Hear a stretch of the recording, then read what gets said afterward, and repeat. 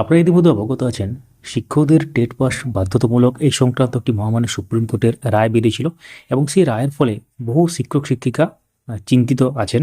কারণ অনেক দিন পর বা অনেক বছর পর তাদেরকে টেট দিতে হবে এবং সেক্ষেত্রে অনেক সমস্যার সম্মুখীন হতে হবে এই আশঙ্কা তারা করছেন এবং তারা চান যে যাতে এটা না দিতে হয়, অনেকেই চাইছেন আর।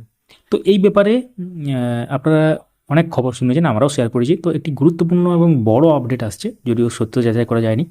তো মহামান্য সুপ্রিম কোর্টের নির্দেশে আপনারা জানেন 2011 সালের আগে নিযুক্ত শিক্ষকদের বাধ্যতামূলক টেট সংক্রান্ত জটিলতা তৈরি হয়েছিল, তার সমাধানের বিষয়ে উদ্যোগী একটা পদক্ষেপ নেওয়া হয়েছে এবং এই বিষয়ে লোকসভার সাংসদ অরুণ কুমার সাগর মহাশয়ের চিঠির উত্তরে কেন্দ্রীয় সরকারের মাননীয় শিক্ষামন্ত্রী ধর্মেন্দ্র প্রধান মহাশয় গুরুত্বপূর্ণ তথ্য জানিয়েছেন এবং যেটা স্ক্রিনে দেখতে পাচ্ছেন। শিক্ষামন্ত্রীর বক্তব্য অনুযায়ী বিষয়টি ইতিমধ্যে শিক্ষা দপ্তরের পরিচালনার আওতায় আনা হয়েছে।